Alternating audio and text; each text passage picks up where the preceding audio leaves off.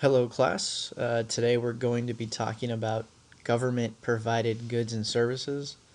As you can see, some provided goods and services that the government provides are public education, which you guys are all receiving a free public education. It is a provided service. Social Security is something as well that's a provided service. And you guys won't be getting that till you're close to 70, but it is something that's important. So, government provided goods and services. Government provided public goods and services benefit many, but would not be available to everyone if individuals had to provide them. So, some of the things that are shown as examples are public education, like Jeb Stuart High School. You guys may not realize it, but school is pretty expensive. The average cost for one student to go to FCPS is $14,000 a year. Second thing that I'm going to talk about is the SNAP program. And that's for if people are having trouble buying groceries, they don't make enough money, they can actually get little cards that allow them to buy groceries. And another one is free and reduced lunch at schools. Stewart High School has a lot of students that receive free and reduced lunch, and that's a provided service that's all provided by the government.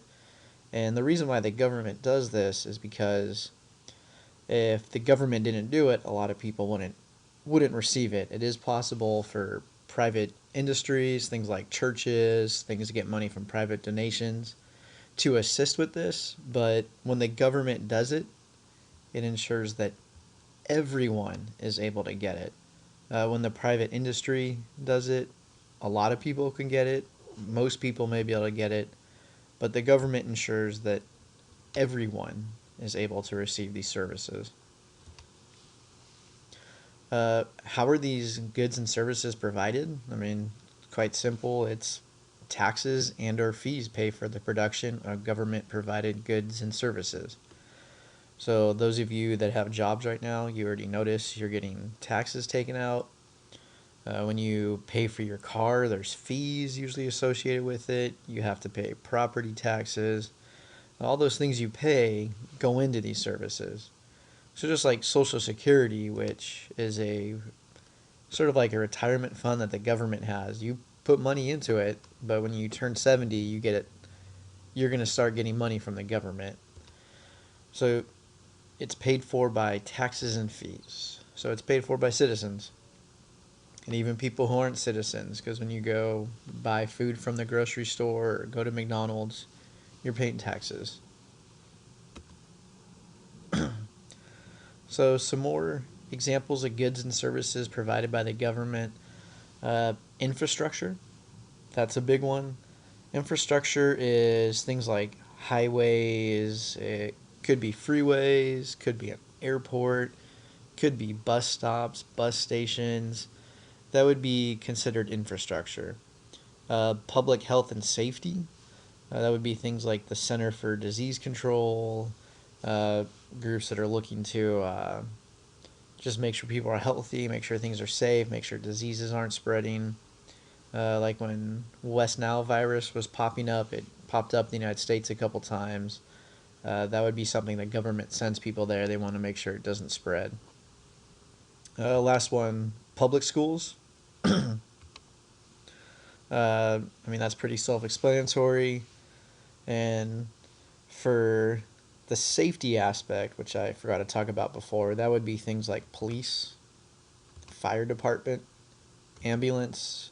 Those are all services that provide safety, and they're government provided, paid for by taxes.